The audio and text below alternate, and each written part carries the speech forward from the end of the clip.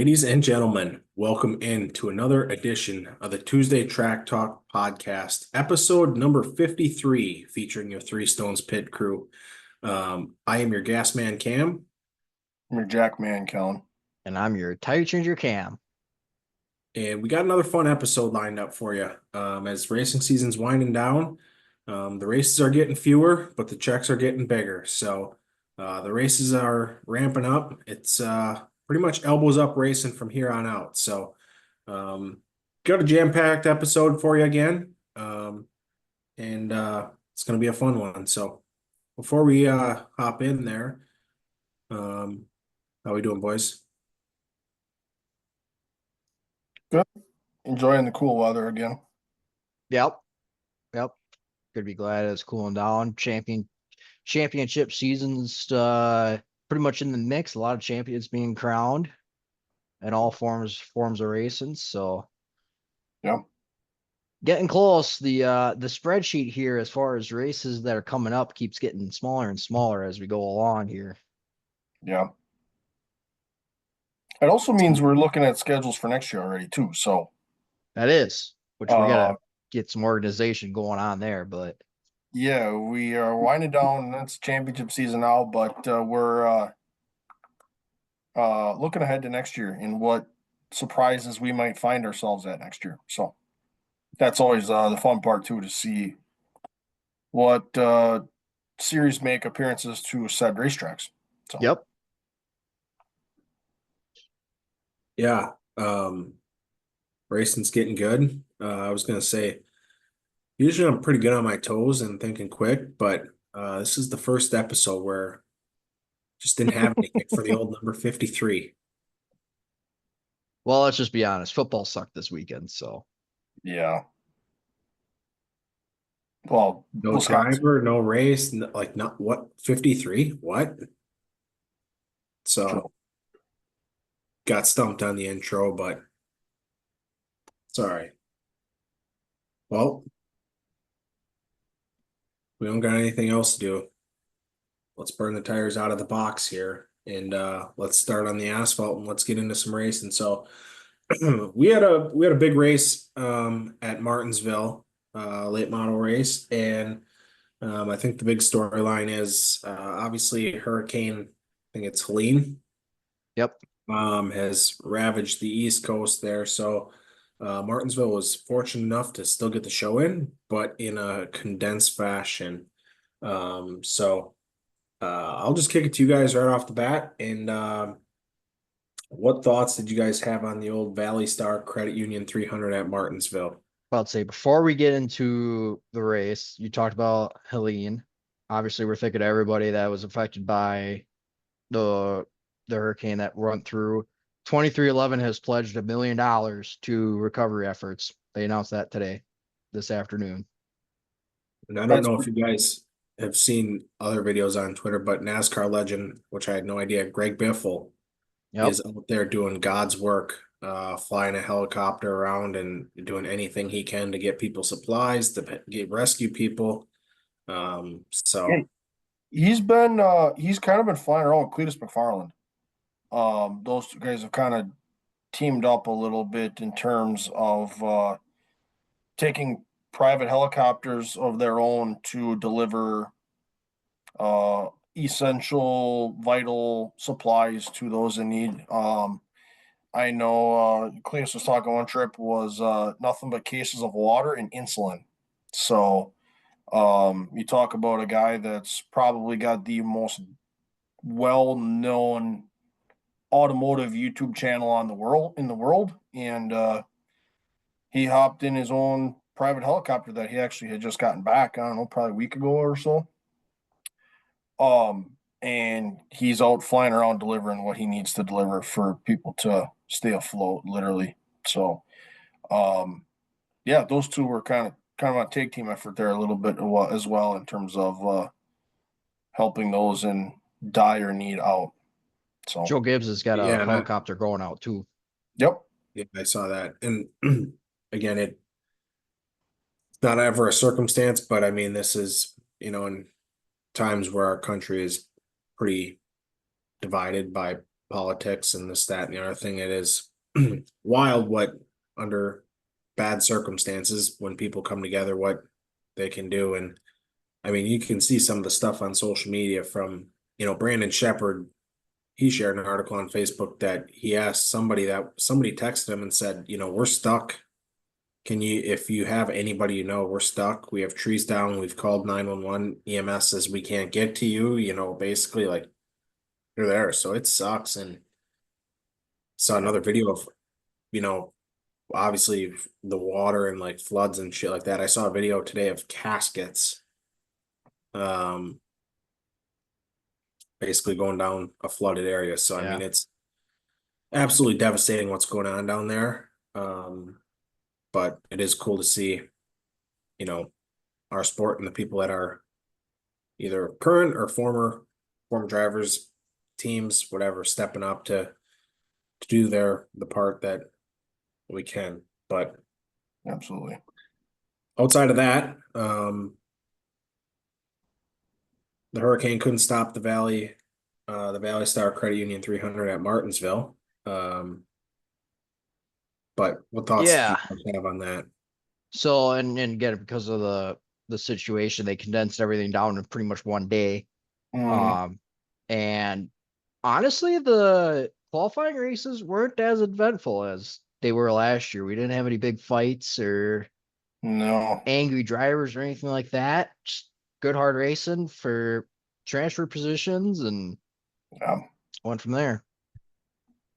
Yeah, I mean, you had a couple of wrecks, but at the end of the day, when you're racing for a clock, there's going to be some decisive moves that are made that are going to cause something like that to happen. So, there wasn't the outward physical and verbal altercations that we had seen last year.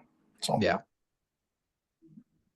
So took 10 cars out of each qualifying race, had 4 qualifying races that brought in your top 40 for that. And when it came down to it, Kyle Dudley and Carson Quaffle started in the front row. And obviously you get Carson Quaffle out in the front. Unless he has an issue, he's going to be very tough to beat. Yeah, and he proved that again. Yeah, I mean him and Mike Looney went at it for a little bit. Yeah, Looney had a really good ride too. They raced pretty hard there for a while. Again, respectful, and even Looney, they were talking on the broadcast. Looney had nothing but good things to say of the crew chief for that 8. So you knew that they were going to race themselves pretty clean. Yep. He wasn't just going to sail it off in there and junk the 8 to win the race. So you kind of had that in the back of your mind coming to that late run in that race, knowing that last comp caution fell with 20 to go, 20 or 25. Yep.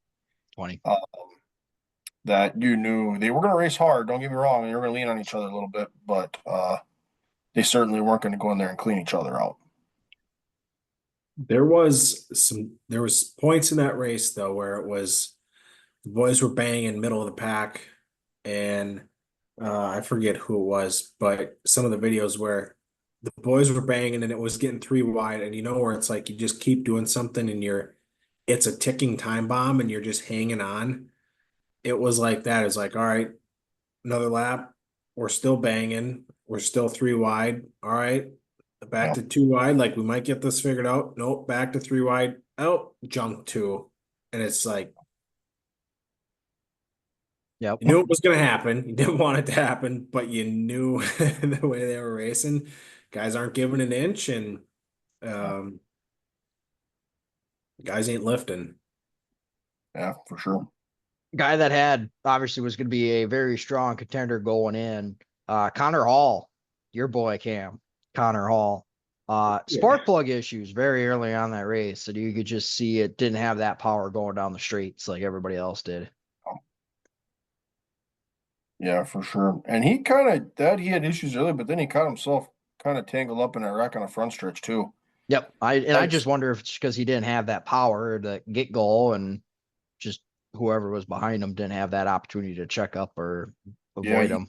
Got turned around there as well, and it kind of the bad went to worse. I mean, really for that whole camp, kind of with their unfortunate issues as well. Yep. So I mean, Otherwise, a guy that is always a contender for any late model stock race when he's in there. Peyton Sellers, obviously a yep, former weekly champ.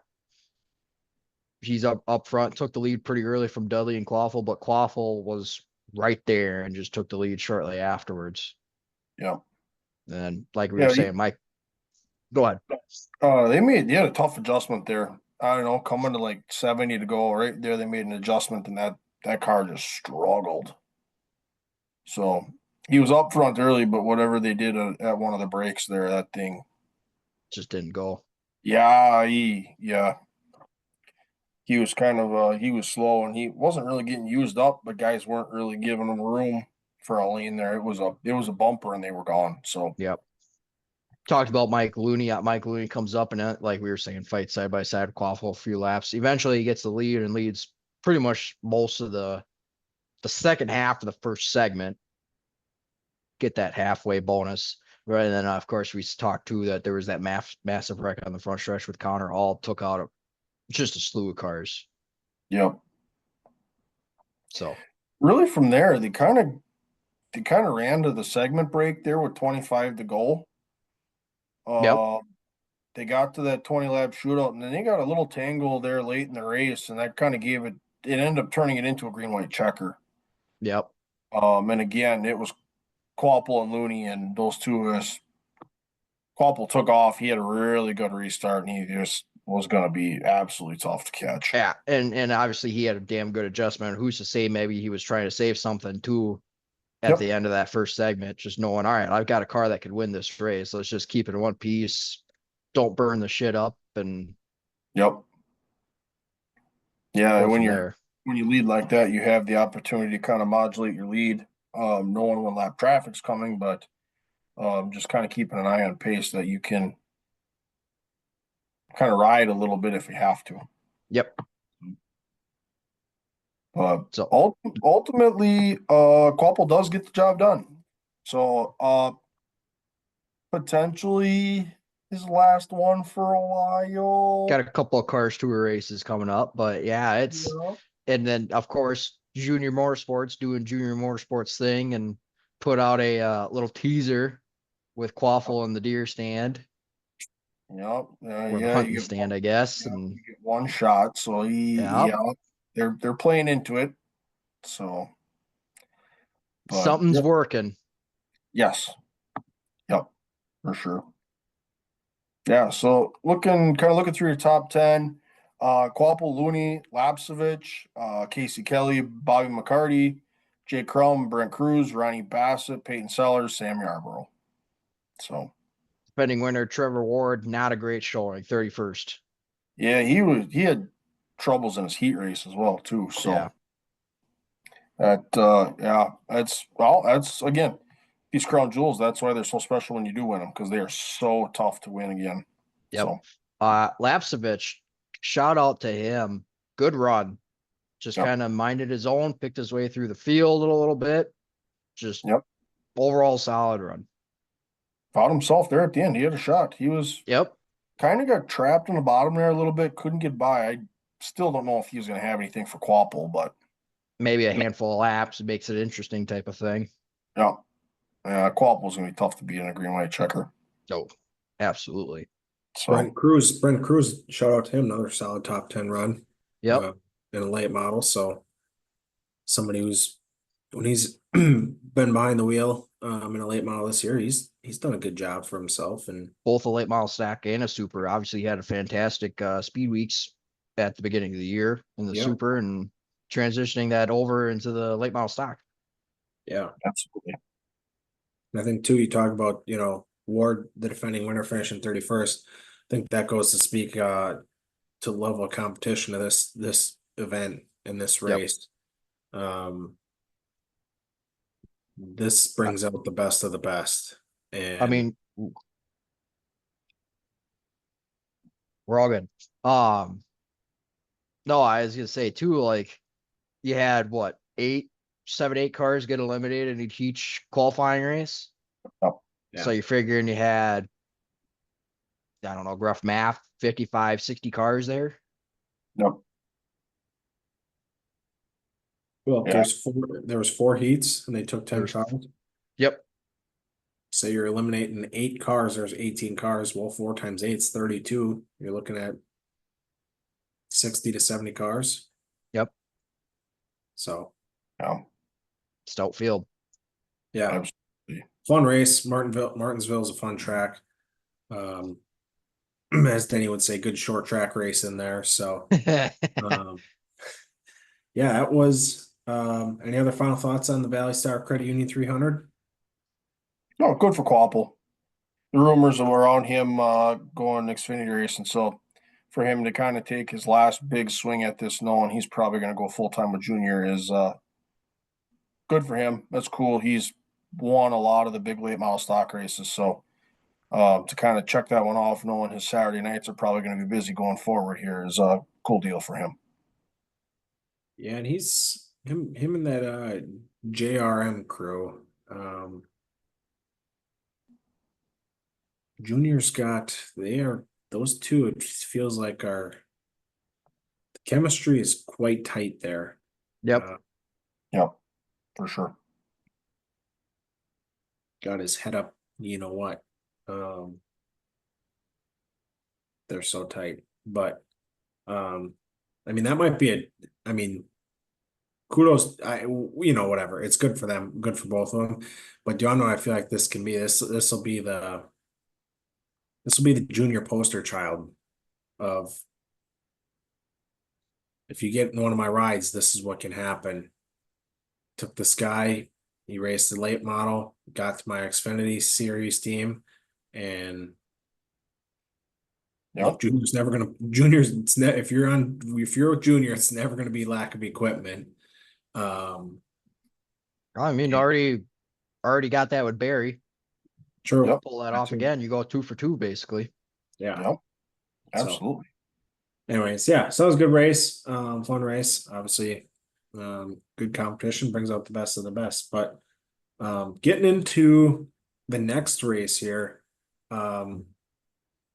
we touched on this a little bit briefly last week. In our episode, we had the BC39 at Indianapolis Motor Speedway dirt track. $20,039 to win the Brian Clausen Memorial. And just before we get into it, fun fact here, 7 years of the BC39 event here, and we've never had a repeat winner. So again, just you talk about another memorial race that brings out the best in dirt racing. No repeats in 7 years is Amazing. yeah, I was gonna say it speaks to the level of competition, but I didn't get to watch this one, so I'll kick it off to you guys and just what were your thoughts on the BC39? Kind of started with the rain scheduling. Getting that was Thursday night they got in, correct? No, yeah, Thursday night. Yep. Thursday night they got in, they got that show in, and then the rain decided let's just race it all on Sunday. Yep. So Tried to go on Saturday, just wouldn't work out. yep. Running on Sunday, get a nice double header going, which who doesn't like more racing on a single day? Nope. But I tell you what, Sunday made for a damn good day. We'll get to touch on that here in a bit. But talking about night one, Chase McDermott, the guy that's run up here in the Badger Midget Series in years past, ends up getting the win on night one. Big win for him, obviously, on a prelim night. Locked him into the main event for what was Saturday, now is Sunday. The top 3 got locked into the main event automatically. Cale Drake ends up winning on night 2. Really, the Friday makeup that was on Sunday afternoon. But in that race, you had a heck of a battle for the last lock-in spot in that main event between Gavin Miller, Jade Advedisian, and Justin Grant. They put on a show. Absolutely they did. So I don't know how much you got to see, but that track was rough. Yeah, it had some character in it, to say the least. Larson was talking about how rough the the curbs were at Watkins Glen and how he was getting a headache afterwards from shaking around so much that I'm sure maybe a tooth got knocked loose with how rough this one was. Yeah, But I tell you what, that made for some damn good racing. it did. It really did. But some of them holes, if you just caught them just right, those are some violent shakes you were going to get. And you know what? Surprisingly enough, there weren't any wrecks off of those bumps at all. I think one guy stalled out just from how hard he hit, but nobody flipped, nobody spun Yep. for the most part. Yep. Just, yep. Everybody kept it together. Yeah. So, Dude, holes in dirt racing are an absolute nightmare. and then when you get a small car like that too, oh, Yep. a small and It light does, car, it does clear out one lane of the track though. Um, supposed to. Didn't work here. Majority of the time you either got to go above it or below it. And then you get the frisky few who are going to go, I'm going to go right on over top of it. Well, that was McDermott for a while. He said I would, in 3 or 4, I would hit one of them so I could kind of hit the second one right. That would set me up for the third and fourth one on clearing those Yep. coming out. Yeah. So, get to the main event on Sunday night. Cool deal first off by Tim Clausen and Doug Boyles, the president of IMS, went up to personally thank every driver before the start of the main event. So Yeah. just a cool deal. Yeah. That just makes it more special. Yep. That's probably an understatement, but it does. It adds to the aura of the event as well. Yep. And it just makes you appreciate being in the race. So Yeah. Chase McDermott, Dermond, and Jason Pursley start on the front row. Like I said, not much smoother than what it was, but them two guys dueled it out early. And obviously, Jason Pursley has been on a little bit of a hot streak as of late, especially coming off of 2 wins at the Triple Crown at Eldora, Yep. one of them being the midget win. So he was hot on his tails and looking to take advantage of the momentum that he had. Mm-hmm. So Jade Avedissian started 5th in the feature. Her and Grant spent, I swear, they couldn't get away from each other all day. They spent the whole day racing side by side with each other. Yep. They ultimately got together when Avedissian tried to cut down. Grant was there. She moved on, no problem. Grant obviously had to get rolled back over, groomed his race. But I tell you what, Avedissian was making some stunning moves cutting through the field, ripping that high. She was the only one that could really rip the high line in that race. And she made it work to her advantage as well. Yep. Obviously, it got rough up there, but man, she was making some momentum. Paused a little bit after Kale Drake cut a tire down for running in 5th place. But man, it was all about who could get a little bit of track position, but who could get through the roughs as well.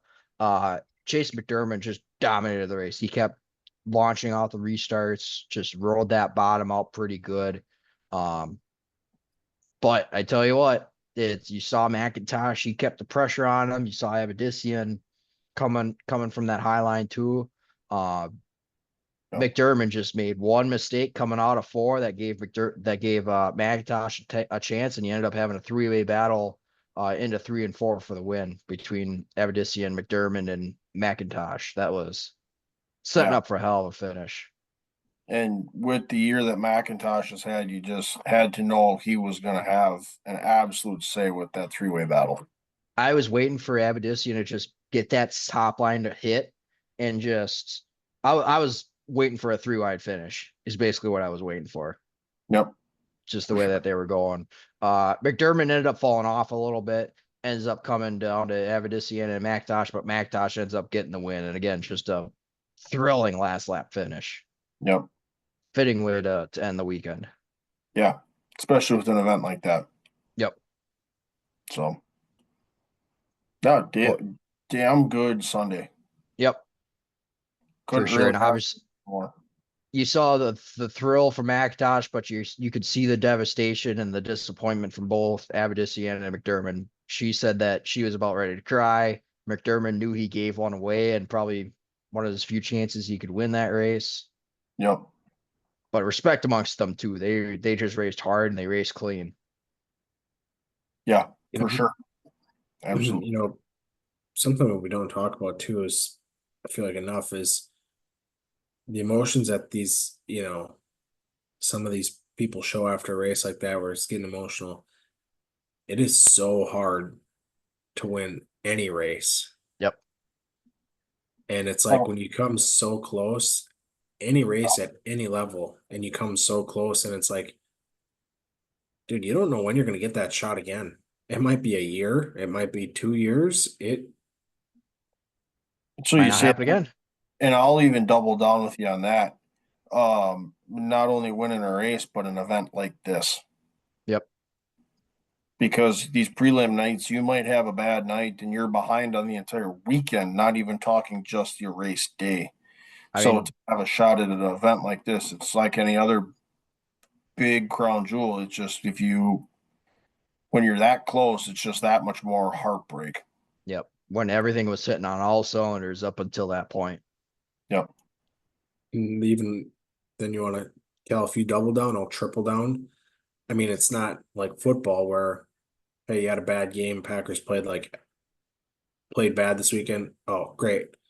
We got 13 more opportunities. We're gonna go out next week and get that right out of our system and play well.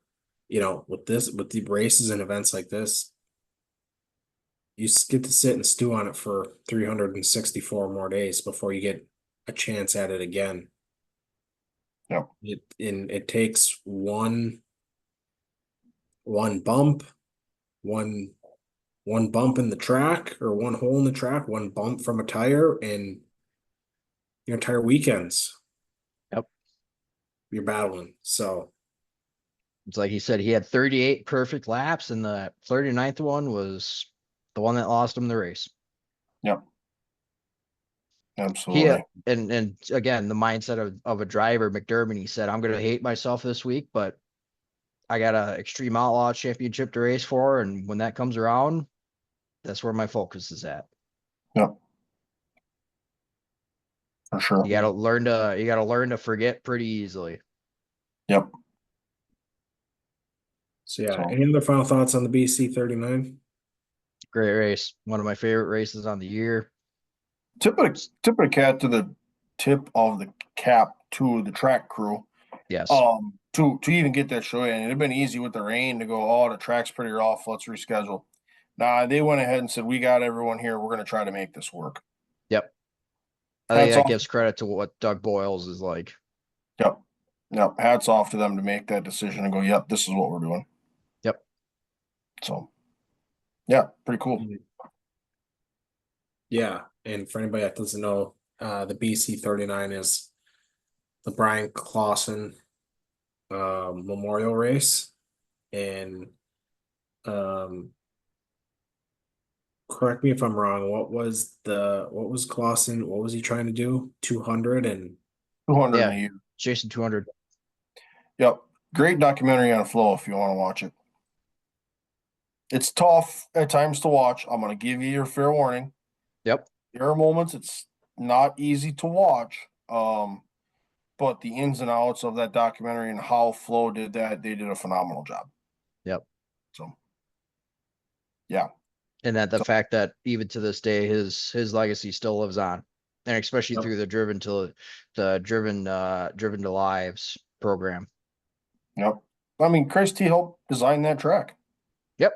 He had a hand in designing that track at the infield at Indy. So literally, he's got his footprint on that track alone. So Yep. yeah. Awesome deal, awesome racing. Hell of a day, hell of a Sunday. Yep. So well, yes, that was the BC39 at Indianapolis Motor Speedway Dirt Track. So again, cool event. It's done the right way. Super meaningful race and memorial race for Brian Clausen. And yeah, just good racing. So sticking on the dirt though, we did have a little bit of a teaser last week with some scheduled Lucas Oil Late Model races that never did happen. But we did get a little bit of a teaser on Wednesday night with Castrol Floracing Night in America. And we just announced the championship for last week, and it didn't take us long. We got storylines in the dirt late model race. So Mhm. I'll kick it to you guys, and you guys can give your first thought, and then I'll chime in from there. Racy track. That's Cam. This is that classic no walls, no outer, Yeah. so you can sail it off into 1, 2, 3, and 4 and go over the top. Um, but yeah, that place was gripped up. And they did a hell of a job with that with the track prep for the night. So you had guys rolling around the bottom. You had guys ripping the top. Um, they did a hell of a job even getting that place ready to rock and roll for those boys. So that that's where you start. So really from there, I mean, you had all your big names up front. So that's where you got names like Hudson O'Neill, Jonathan Davenport, Devin Moran, Ricky Thornton Jr. Those are really kind of your front runners for a while here at Brownstown. But really, JD shot out the lead early on the top, which is not a traditional Davenport move, but he put her up on the top shelf and sailed by Huddy. Um, Ran for a while, and then Hudson O'Neill kind of right through the middle, really, which is kind of an interesting line. He got back by Davenport, and it kind of was the move that set him up to win the feature. So he got by there, but really, I think the bigger storyline that comes out of this is Moran and RTJ. And RTJ kind of came up, Moran didn't really lift, and basically what it comes down to is Moran got the right rear quarter and that turned RTJ around. And RTJ wasn't a fan, I would say, of that decision. Whether Moran thought that was on RTJ or not's another story. But basically, I'll kind of quote it a little bit. He said, "Next time I get to him or something happens, he'll end up in the wall." So he just made a mental note of that on track interaction. I made a comment on the BC39 that drivers have could have short memories, but they don't forget either. Correct. It's moments like these that can carry with you for a long time until they feel like they're even. And especially when you just talked about they're getting in their championship for chase, and those are two guys that are in that championship race. You Yep. could get a guy that's going to say, I'm going to make sure he doesn't win it. We saw that, a handful of years ago with Elliott and Hamlin. Yep. For sure. Yeah, I mean, and that really, what's that? I was gonna say, and I mean, however you want to, whatever side you want to choose and side with is, your call. But ultimately, we were supposed to start the 7 race championship for this past weekend, and like you said, that's going to change the trajectory of how this Final Four shakes out. Yep. Um, Ricky's made it pretty clear his stance moving forward, and Yep. Moran, that can go one of two ways. Moran can walk on eggshells when he's racing around him, or Moran can stand his ground and say, if he's gonna give me one, I'll give him one right back. So this is It gonna be also, an interesting little yep. this is It gonna be an also, interesting little battle. Sorry, last thing I was gonna say, this is gonna be a little interesting little battle here. Definitely coming down the line. We got big money for races on the line, but not only that, but we've got a championship on the line. So And with the rain out of, or at least the temporary postponement of two of those Lucas Oil races, that's less time for you to make up any ground. the other thing, kind of the other angle to this whole championship four deal is it opens the door for someone else if these two get themselves together. Yep. It opens the door for someone like Davenport to have a really good night at Eldora, which, let's be honest, he's known to do. these two get racing with each other and they get themselves either together or tangled up, or they just slow each other up, that opens the door for someone like Davenport to come in and have a really good night and set himself up to win a championship. So that's kind of another element too. But kind of wrapping up this Brownstown race, really, there was like one restart with 12 to go. Jameson had some issues. He went off. But really, Hudson O'Neill just shot off and he was gone. He was going to be tough to beat starting up front with that late restart. So your top 10 rounded out like this: Hudson O'Neill, Tanner English, Tim McCready, Devin Moran, Ross Robinson, Dalton Wilson, Bobby Pierce, Davenport, Ferguson, and Max Blair. So Moran was your hard charger with a plus 13 on the race. So that was for your Castrol. And looking at their points really quick, Bobby Pierce is your leader just by a slim 27 over Thornton, 97 over Dalton Wilson, and 126 over Jason Fager. So that's your Floracing kind of points update from post Brownstown event. Yeah, and I think last thing I was just gonna say too, Kelly, you made a real good point here on the way these two are gonna race each other going down the stretch. This is gonna make it a little bit less stressful for T Mac and JD, where Yep. I shouldn't say a little bit less stressful, but sometimes when you can just sit back and say, I'm gonna race my race, I don't gotta get up on the wheel. You can let some other people get you a few spots. This Yep. is gonna be, let's face it, all four of them are gonna be out front. And they're gonna be racing around each other. And you're one slide job away, you're chopping the nose away from those two taking each other out, and somebody slips on by. And so I don't know. I'm pretty intrigued the way this is gonna shake out, because for a while it's been RTJ's done some questionable stuff where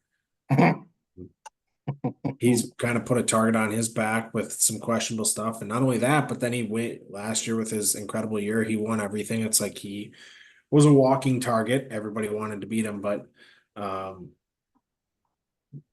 now he's in a little bit of a different spot, and he's not shying away from talking about how he's going to race and his expectations. So this will be fun to watch here moving forward.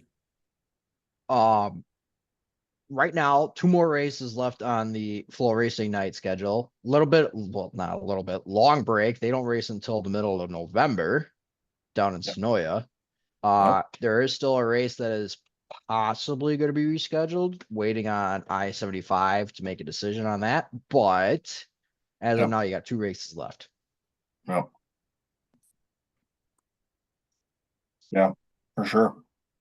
So they got their own little points battle in its own right too. Yep. So cool. That was a good little race on Wednesday night. So I just felt like we couldn't not mention that one. So good show, great track, good lineup of cars. We had some surprises in the top 10. So pretty good race for some dirt supers. So Any other final thoughts? No, I'm ready for this next one. Yeah, we're gonna go. I don't know. Usually we throw in our 5 minutes of fast facts, or at this point it's 15 or 25 minutes of fast facts. We're gonna save that for the end. I think we're gonna spend a fair amount of time talking about some of the topics that, again,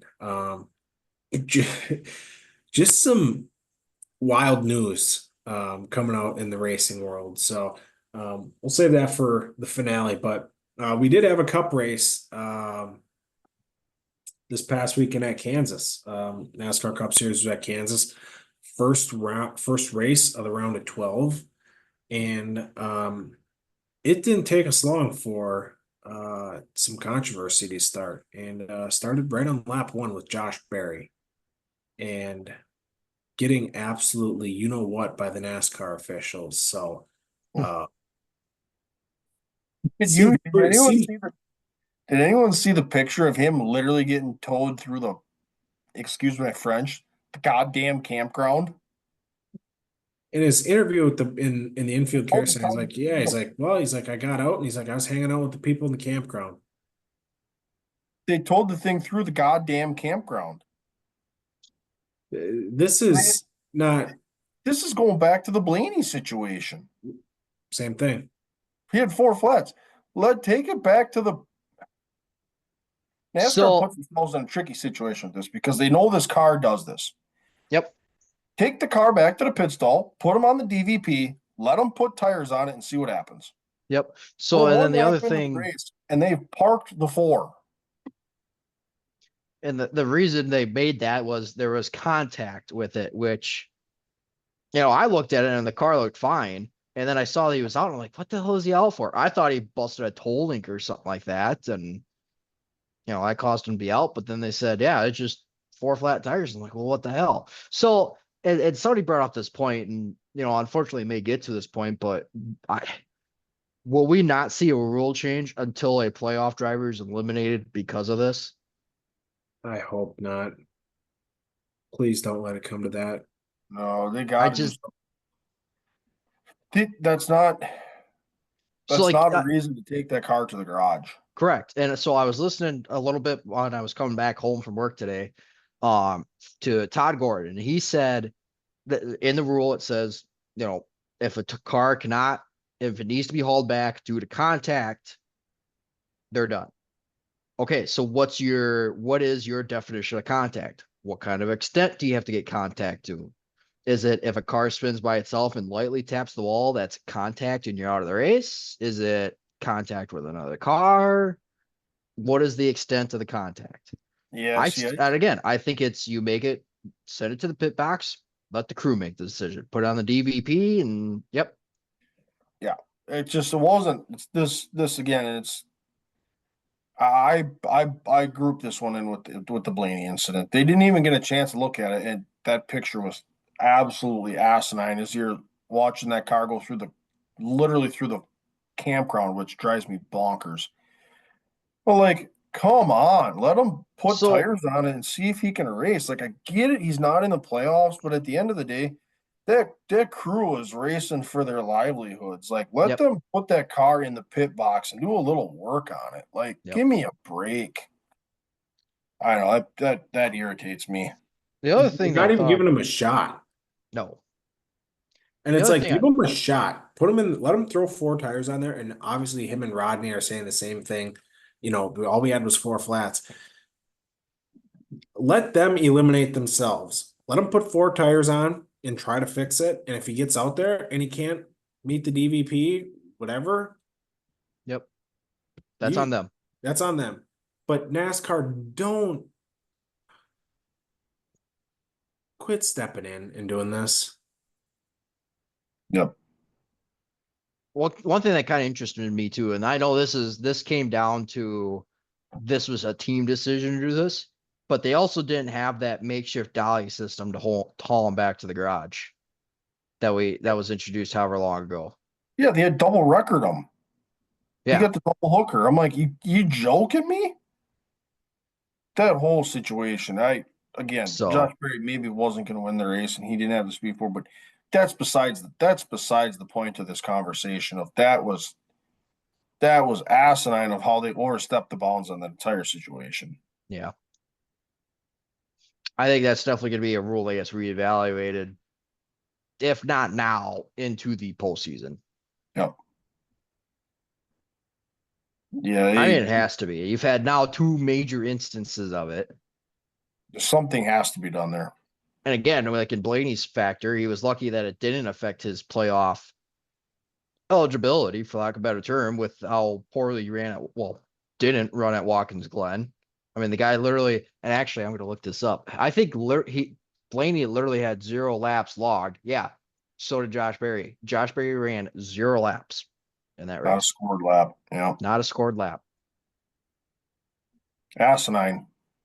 in a race that saw 32 cars finish on the lead lap. Yep.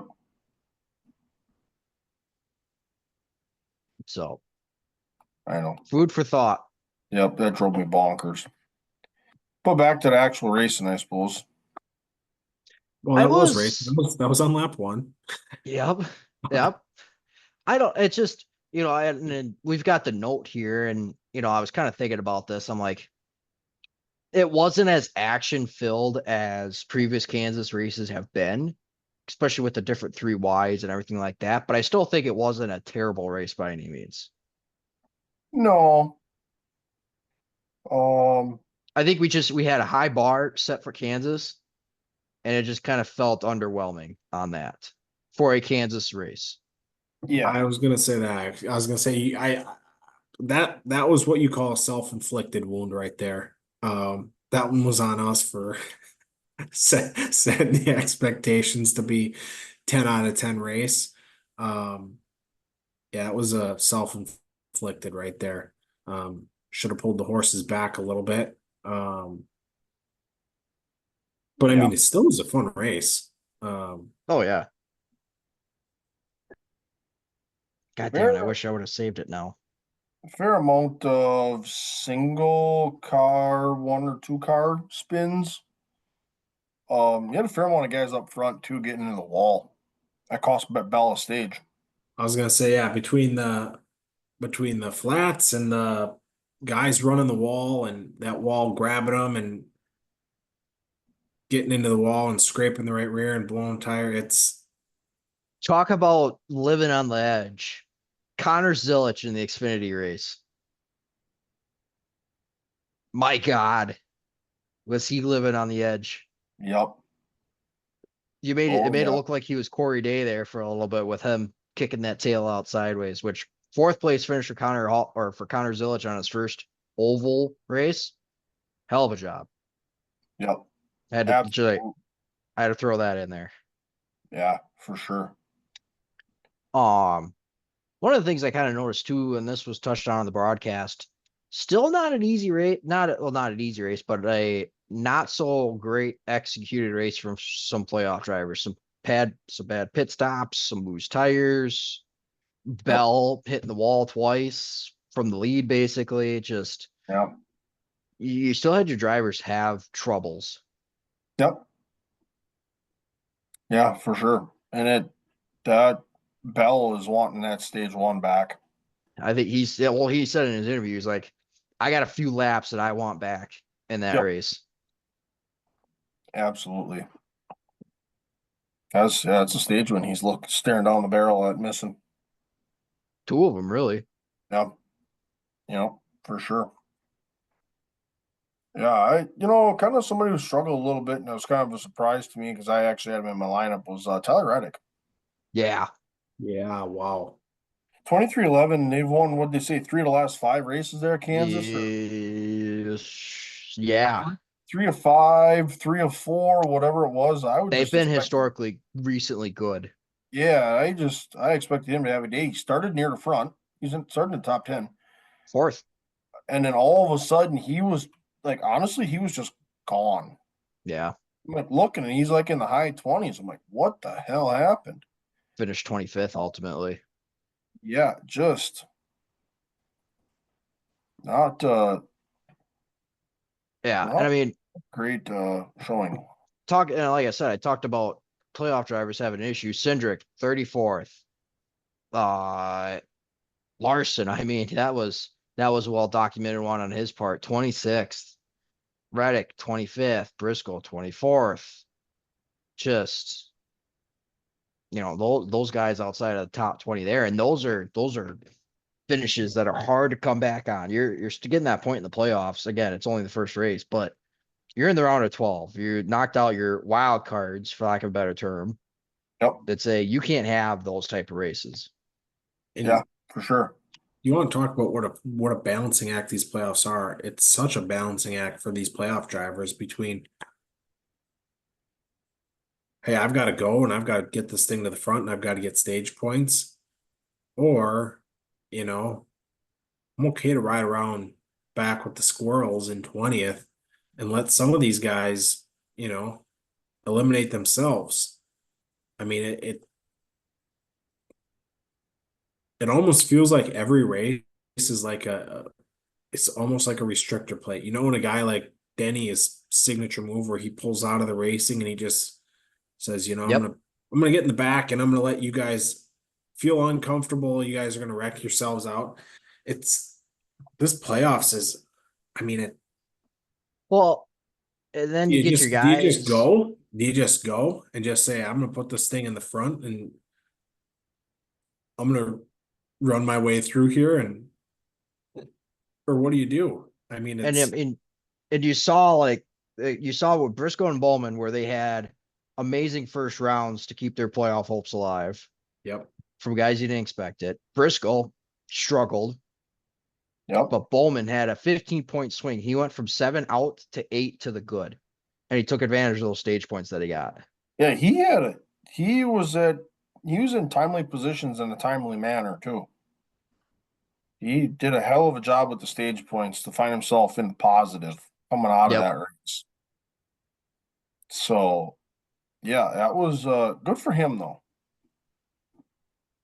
So But then, yeah, again, those loose tires hurt Logano and Blaney there for a while. Blaney was able to make his way back. Logano didn't get fully all the way back, but got some of his spots back. I mean, another one that had a not great day, Kyle Larson. No, yeah, he went nowhere. Terrible day. He went in the back and I mean, Christ, he was racing LaJoy in the 51 harder than hell just to get by him. Well, and it's they documented the damage to that underbody from hitting the wall. No, We talked about the underbody being the reason for some of these cars flipping at yep, certain tracks. Now look at how much those two fins on that backside hurt the aerodynamics on that car and ultimately just changed his race. drastically. He was going to be a favorite to win that race. Oh yeah. Oh, without a doubt. So yeah, that bit him too. It was a struggle. Mhm. And you talk about guys that, the tough days it has. I think this is updated. It's gotta be. You talk about just can't have those bad days. And you already talked about it. Tyler Reddick. Um, Somebody who I threw right in the lineup and said, yep, this is the ace in the hole at a track like this. And then, anytime you get a track where you can ride the wall, you can run the middle, you got the bottom, one of those big, almost feels like a dirt track kind of thing. It's like Kyle Larson and Tyler Reddick. Yep, got to go in the lineup. And Tyler Reddick has a day that you cannot afford in the Yep. playoffs. And I just pulled up the playoffs and he's sitting -4 to the bat. Yep. Yeah, I don't know if we want to go back and pull up our final four picks, but He I want to almost had him say in. the 45 was consensus across three. Yep. He 45 was in all three of our final four picks. yeah. Not a good situation. But then on the opposite side of that too, a guy that took a whole lot of nothing and what could have been a very bad day for them and turned it into something. Chase Elliott, 38-9. Yep. Missed out on stage points, sure, and that's where he was disappointed. But to at least come away with nine points out of that race and be hold on a second, I gotta look at the standings here. +4 to the good. Yeah, and you're going into Talladega, given it's not that easy feeling going into Talladega on the bubble by any means, but Yeah. you feel a tad bit better going Yep. in. And not to keep ragging on Reddick, but his whole team missed it because Bubba was bad too. Yeah. So I don't know what the 2311 crew did or what the issues were, but that whole team missed it. It was, Yeah. and that makes it twice as bad when you go there and it's like you're in the playoffs and it's like I'm terrible. What does my teammate got? Give me what he's got because he's at least got speed and running in the top 10. But it's twice as bad when you don't have speed and then you ask your crew chief, hey, where's the other guy running? And they're like, oh, He's back with the squirrels with you. He's running in 26. Oh man, And yeah, neither of us can figure out why we're so slow. man. Um, To me, this cut line is shaped up to be very, very interesting when you have three guys within 4 points, Bowman's 8 to the good. I mean, you got three guys that are all one set of bad corners from finding themselves on the out. Yep. Well, and to the point of, and we haven't talked about it, but Ross Chastain, him playing spoiler in this race. Now you have an extra race where you don't have anybody locked in. So you got Byron, Blaney, and Bell, who are 34, 28, and 28 to the good, respectively. Byron could go out, wreck on lap 5, finish last, and now you're looking at him sitting on the bubble. Yep. No one's safe going into this. Hamlin's plus 11. He's the furthest thing from safe, too. Guys are pretty, you get those top 3 that I just mentioned that are got a bubble to work with, a buffer to work with, but that you usually have one guy that feels good going into Talladega, but not anymore. Not this time. Talk about that. I mean, really, when you look at it, you got Byron, Blaney, and Bell are really the only 3 that have anything to work with. And Blaney with a decent rebound, too, after the whole Watkins Glen debacle. So, and then they coming from 30th because of the loose tire situation, too. yeah. Yeah, so he put together a damn good day. Now, Larson had a really bad day, which certainly helped him, so that magnified the effect. But to come out of there P2 in the playoff standings, you got to be feeling pretty good about that. Yep, especially going to Talladega that he's good at, Charlotte Roll that he's won at before, not too hot on the road courses. But if he can come out of Talladega alive, basically. Finish the race. Yep. He could finish the race and lock himself in the next round. Let's be real about the situation. That's where the strategy of we talk about the playoffs. What do you do? Do you go? Do you ride? Do you somewhere in the middle? That's where this becomes very, very interesting next week. Yep, for sure. One more thing, and I think we should probably hit a top 10 here as far as the race itself goes.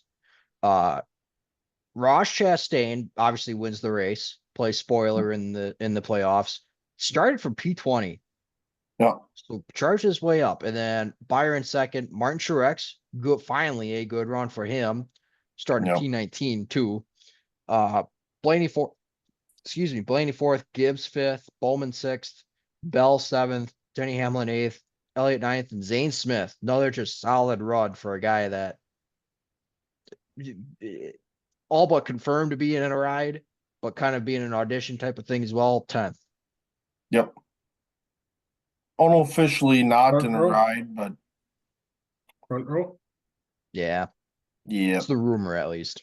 Well, I saw another rumor. I don't know if you guys saw it too on the old NASCAR Reddit that Gregson said his front row number is going to be 4. Yeah, I've seen that. I did. Yep. So, hey, another thing I was going to bring up too, which we might as well check in on because we, talked about it extensively last week.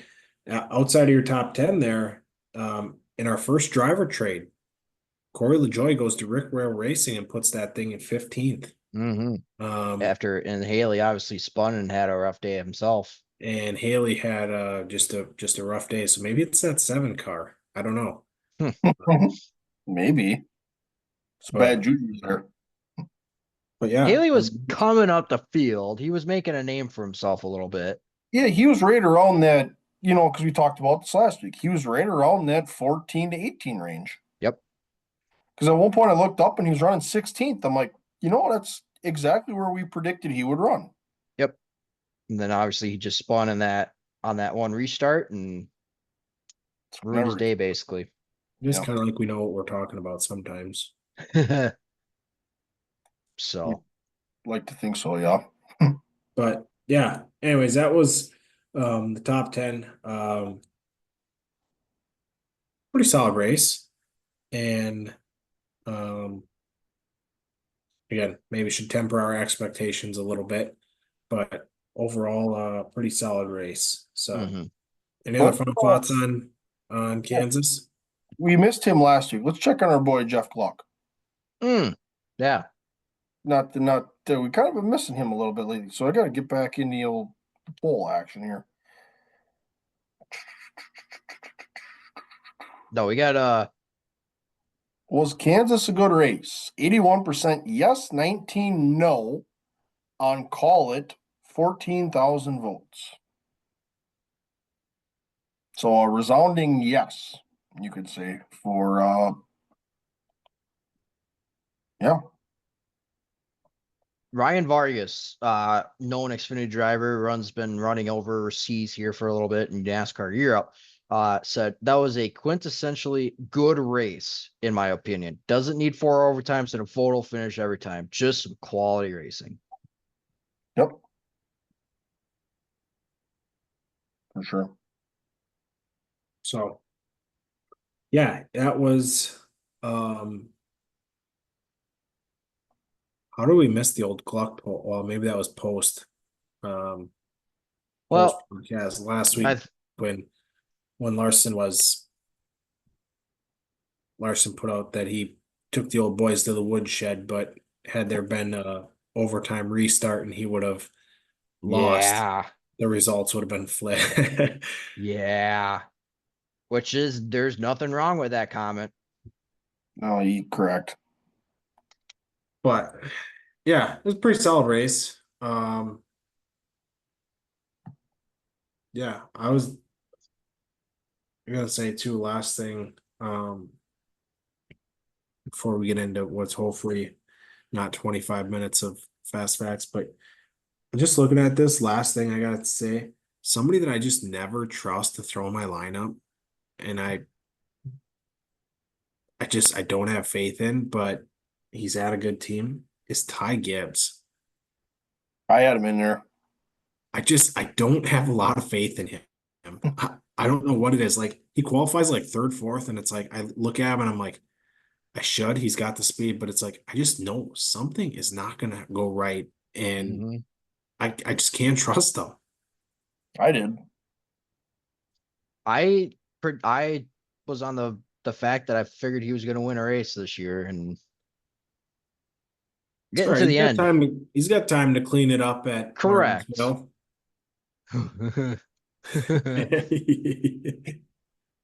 I see what you did there. Yup.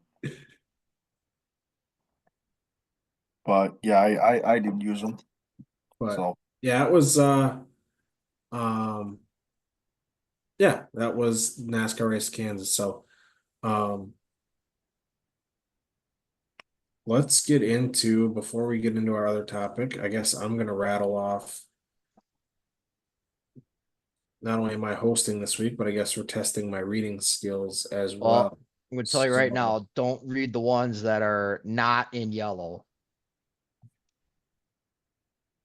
why? Oh, you can't even tell me the Worcester Showdown got canceled. It did get canceled. That's a felony. the Wooster. Yeah, no kidding. The Worcester. All right, yeah, as we mentioned earlier, our race winners are getting a lot shorter. So we already touched on Castrol Floracing Night in America at Brownstown, was Hudson O'Neill. USAC NOS Energy Midgets was Chase McDermott. Was sort of late models at Proctor was Pat Dorr. Arca Menards, Kansas Speedway was Tanner Gray. We had the IRA sprint cars at Mississippi Thunder in my neck of the woods. Scott Bogacki, Bogacki, that is. NASCAR trucks at Kansas. Heim Time gets it done. Corey Heim. After Bajeski runs out of gas coming to the After white. Majeski runs out of gas. We had the Woo late models at Boot Hill Speedway. The Reaper Ryan Gustin gets the job done. And then we had the World Outlaws sprint cars commit a felony and had the Worcester Showdown get canceled. But then we went to Arca Menards West, went to Madera, and Yep. that was Trevor Huddleston. So out west. Then we went back to IRA sprint cars at Plymouth Dirt Track, Big Wheel, Scotty Thiel. IRA, RA champ this year. Yep. Big wheel gets it done. Then we had NASCAR Xfinity Series, Kansas Speedway. He's made his return from his boxing with his teammate Eric Almirola gets the job done. Power I Sprint Cars at I-70 Speedway, Brian Brown. Southern Super Series at Five Flags was Casey Roderick. We had obviously touched on the track special, the Valley Credit Union was Carson Quapple. The World Outlaw Late Models at Rocket Raceway Park. Squirrel, Brian Shirley gets the job done. Then we had another cancellation with the World Outlaw Sprint Cars. And then we went back to some USAC NOS Energy Midgets for the BC39, and we touched on them already. Kyle Drake, Kale, sorry, got the win on the feature move from Friday. And then Cannon McIntosh got the big win on Sunday. So, and then last but not least, we did have, we just touched on it, the old Watermelon Man, Ross Chastain, sneak out the win there at Kansas. So, Yeah. I was gonna point out another note I had as I was going through the race winners series. I had a note that I was like, wow, how did we not cover that? Oh, yeah, shout out to us, Arkham Menard series, releasing their schedule last week, and Madison International Speedway cracks the schedule. Yep. That'd be fun. That'd be good. So, well, should we head to this random segment we love so dearly? Yeah. Who wants to take the first one? I guess I could. All right, go ahead. Van Girl, you're on it, man. Okay. I was gonna say, Matt Mills returning to his second full-time season with Nice Motorsports in the 42. Again, just some more drivers figuring out where they're going next year. Yep. Cam, you like the second and third ones, they go together. Yeah, so we're not going to get, I'm not going to get too much into this because we've alluded to this week after week. We just don't quite understand what the strategy is at calling. And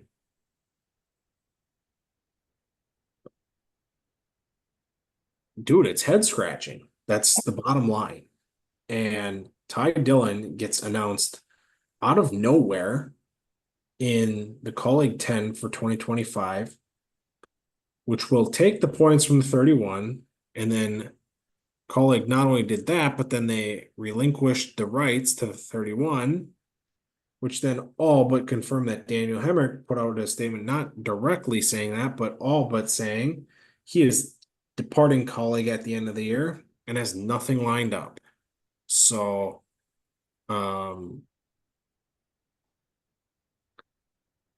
it's head scratching, and outside of SVG, I feel like careers go to die at Colleague. Except for if you're Age Allmendinger in the Xfinity Series. Yeah, you've got a lifetime contract, buddy. Yeah. So that's the cup ride solidified. It also confirms where the number 10 went. Yep. And I'm not gonna diss them, but Colleague announces a increased alliance with RCR. So They're setting the world on fire too. yeah, Take that information as you see fit, type of thing. RC is doing his best to get his two grandkids in the top series in NASCAR, so pisses me off. Tell us how you really feel. Yeah, it pisses me off actually. The one thing I'll throw in this, and we'll leave it at that. I hope this is an opportunity for Kraus to jump in somewhere. Yep. Yes. obviously being a Scotty boy, and he's been on that college program, pretty loyal to that college program. Yep. You just hope to see him jump in some way, shape, or form. I've been calling for that from the get go, but I mean, as But more it, and more things but fall into place here, it's just yep. we're out again. I thought I was gonna hit a button with that, and I sure have pressed it. Yeah, I know. It's like it. There's nothing that like makes me more happy too than like,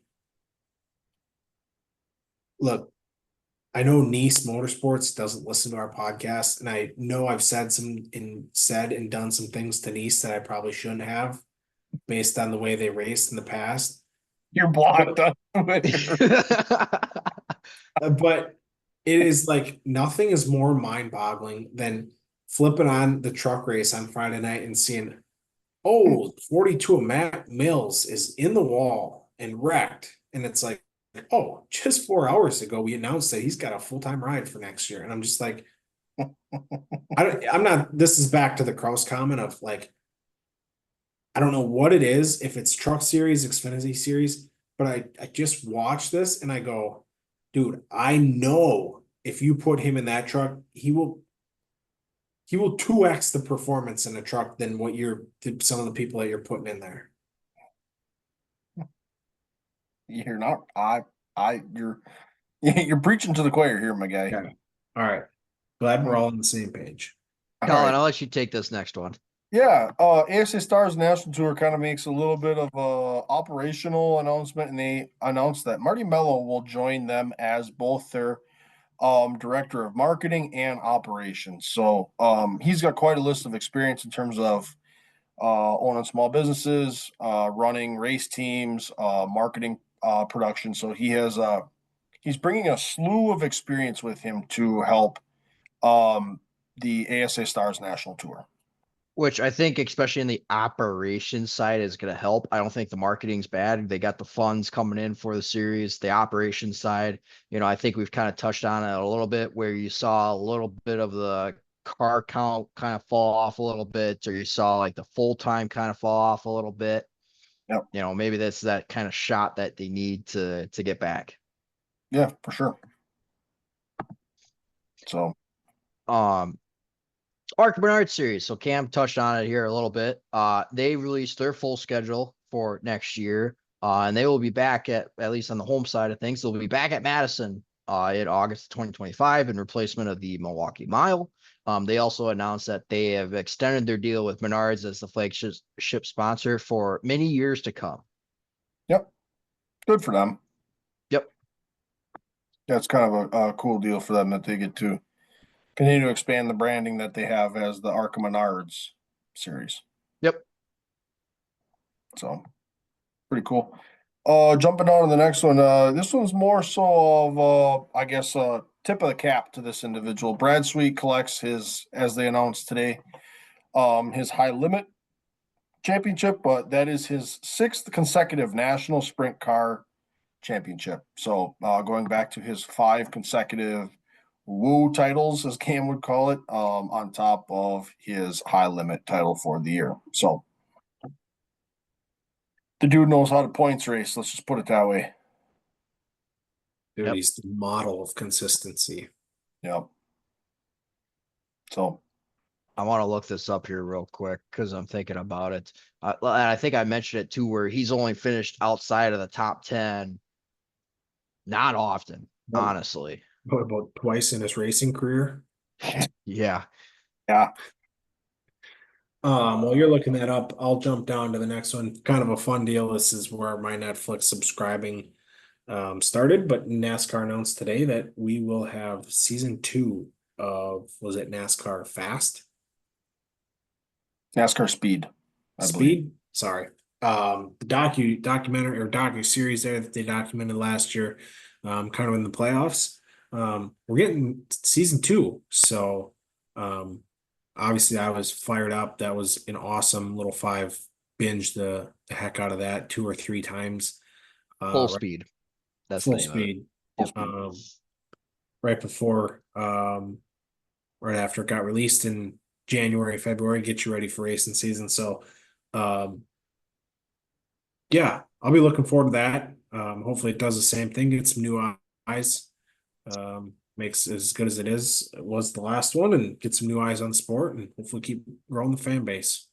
Found what I was looking for. Touch back at Sweet real quick. 47 features, 41 top 10s. So when you only miss the top 10 6 times, Damn. Wow.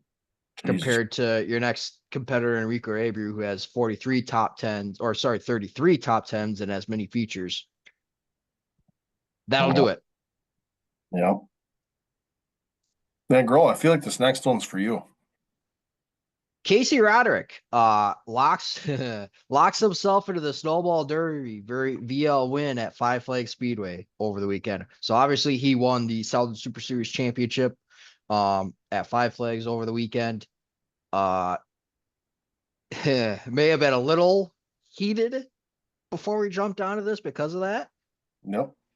I hate that that locks a driver into the Snowball Derby.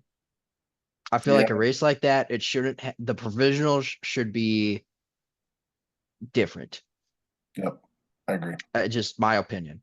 It kind of favors that. It favors the Southern Super Series a little bit. Yep. Absolutely.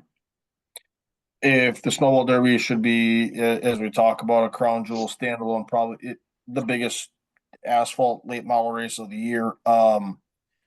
When you show up there, right or wrong, there should be very, very, very select few that are locked in.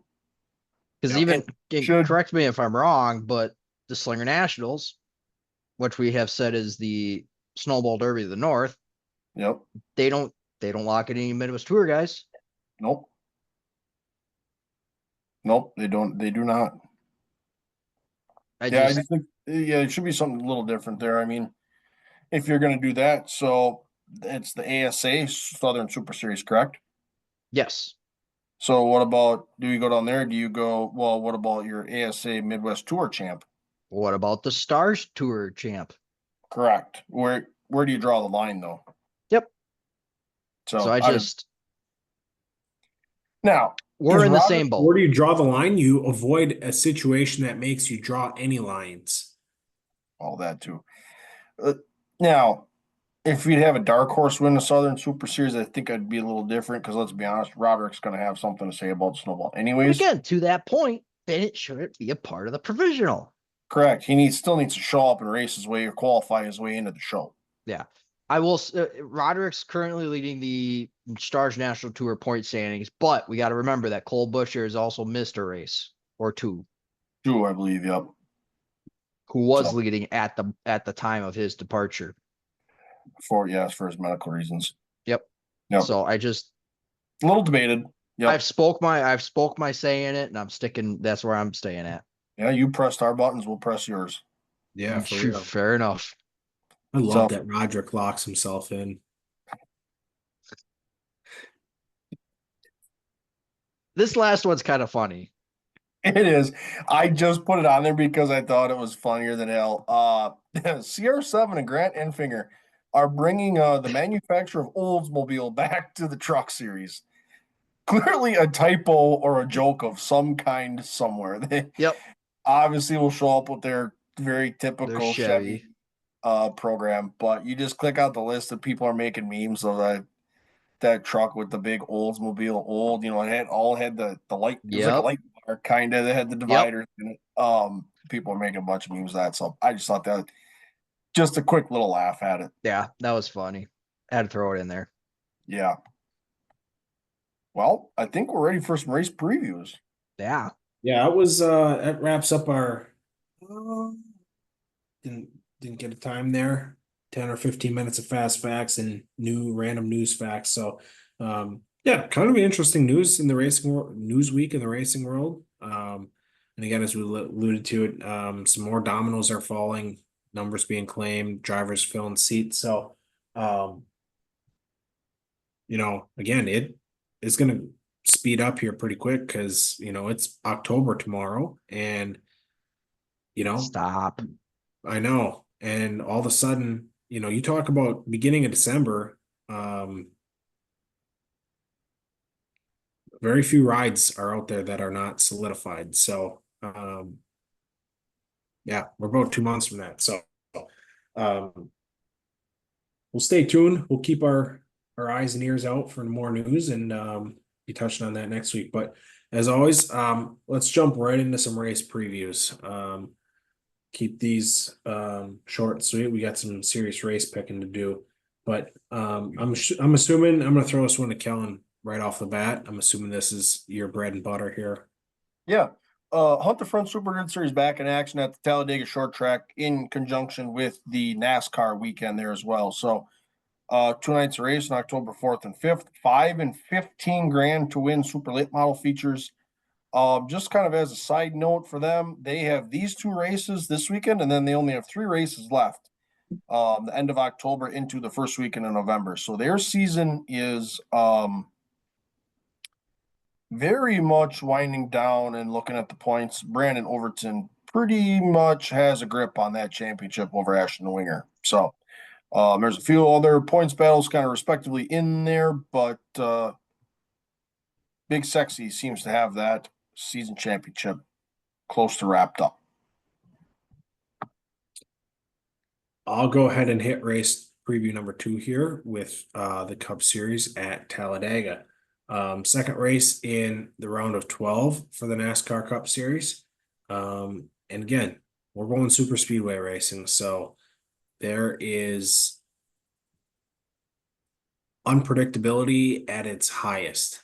You have no idea what's going to happen and who's going to pull this off. So, a lot of wild strategies,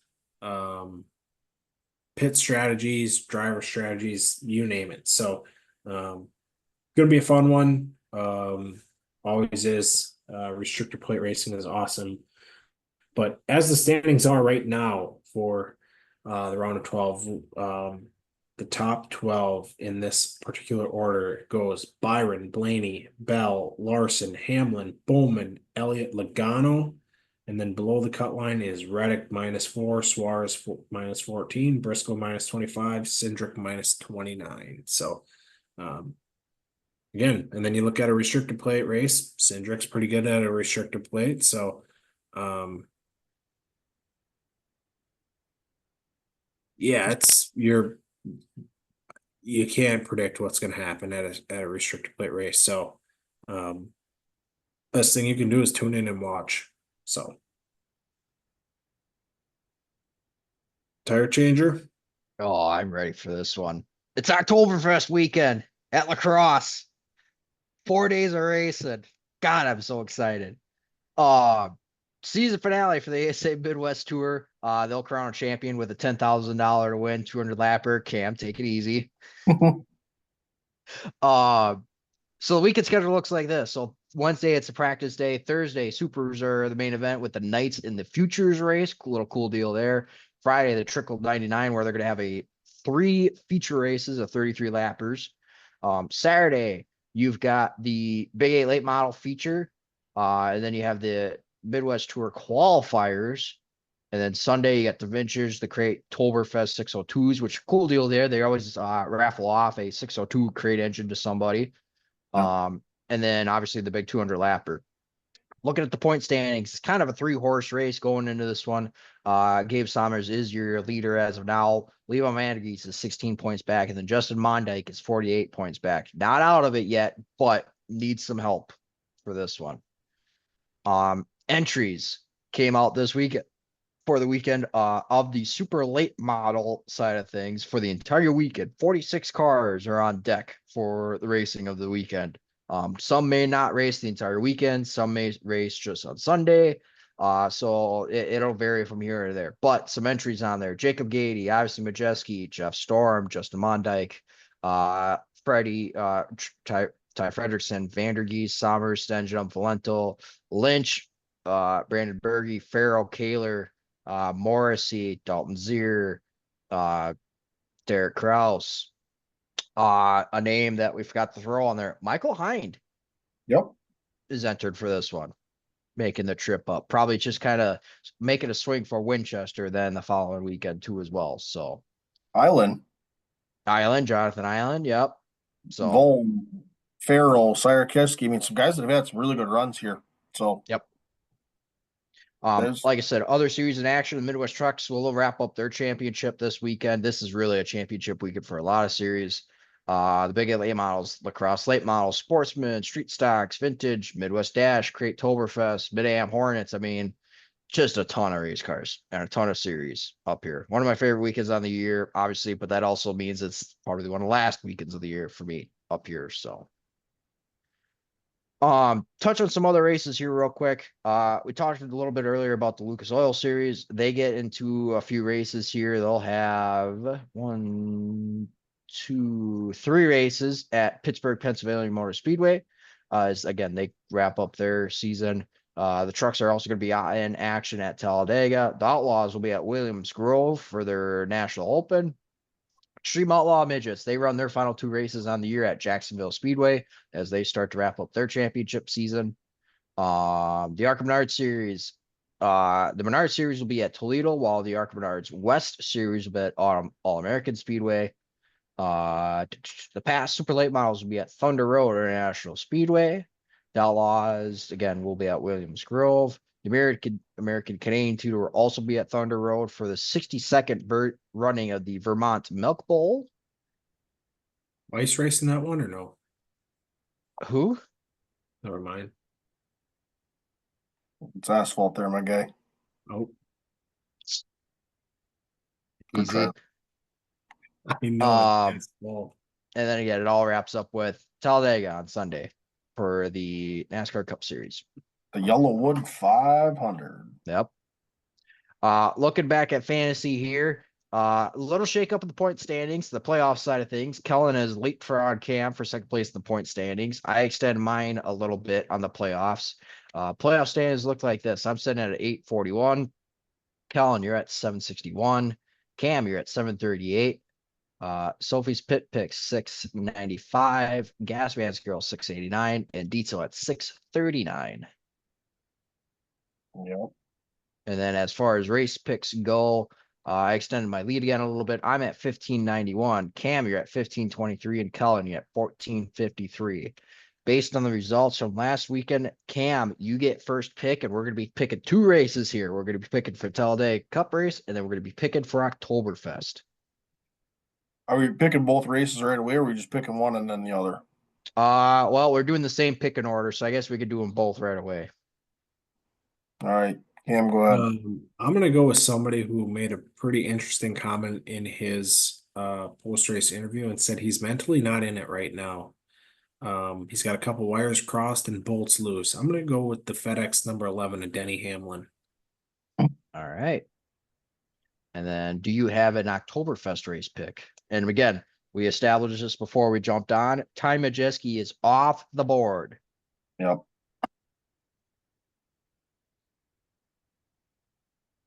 Let's go ahead and take them. So you got some hot picks to pick here. Um, Don't think about it too hard. that's if I want to go consistent.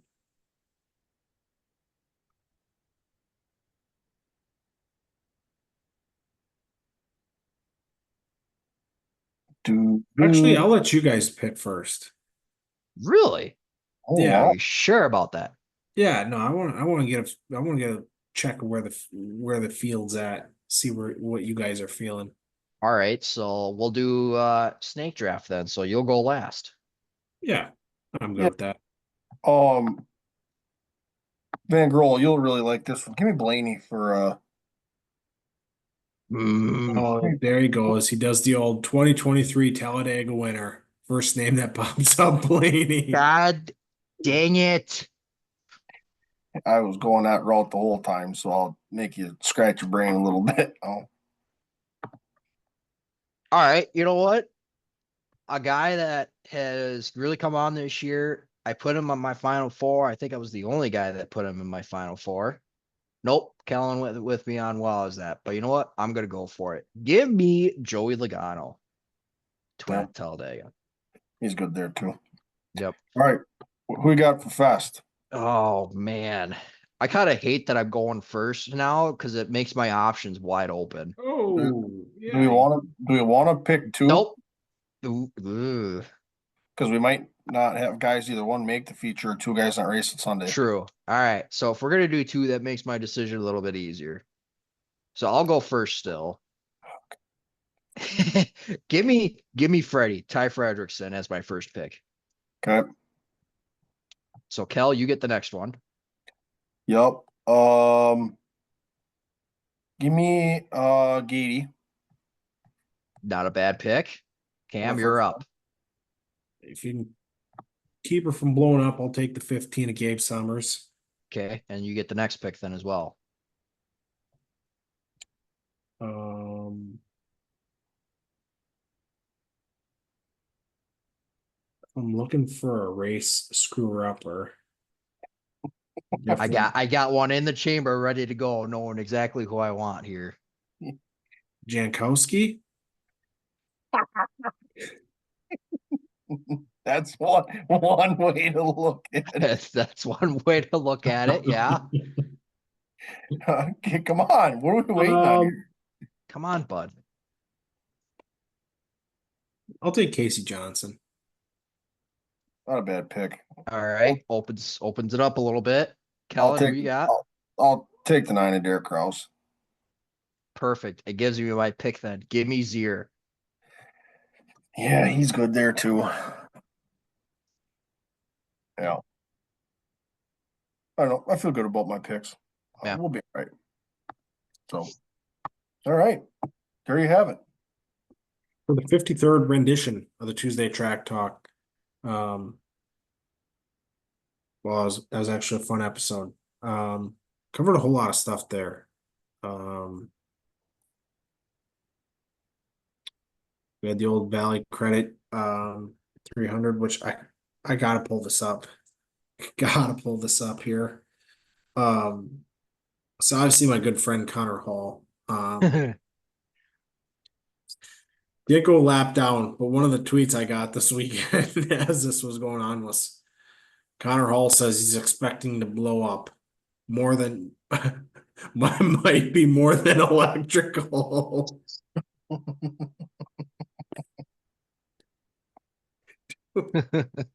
Come on, Weaver.